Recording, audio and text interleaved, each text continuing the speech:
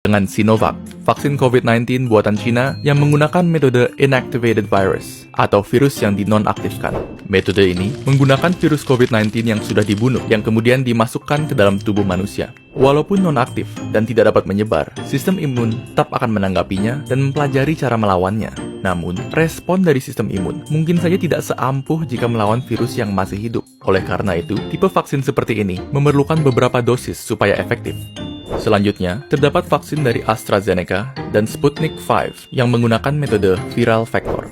Berbeda dengan metode virus non-aktif, metode ini menggunakan virus yang masih hidup namun relatif lebih lemah, seperti adenovirus yang menyebabkan pilek.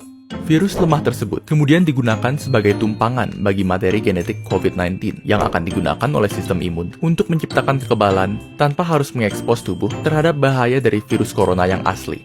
Dan selanjutnya, metode yang paling banyak dibicarakan dan yang termutakhir di antara vaksin-vaksin yang ada, yaitu vaksin mRNA yang digunakan oleh Pfizer dan Moderna. Cara kerja vaksin ini lumayan keren, jadi dengarkan baik-baik. Di dalam COVID-19, terdapat suatu protein yang sangat penting. Protein ini digunakan oleh COVID untuk memasuki sel tubuh manusia dan membuatnya lebih mudah menular. Anggap saja ini sebagai senjata yang membuat COVID terlalu overpowered. Nah, logikanya adalah, jika kita dapat membuat tubuh kebal terhadap protein ini, maka tubuh akan kebal terhadap COVID-19 secara keseluruhan.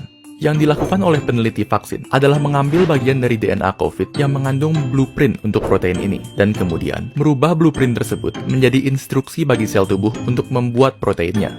Instruksi ini dikenal sebagai mRNA, dan mRNA inilah vaksinnya.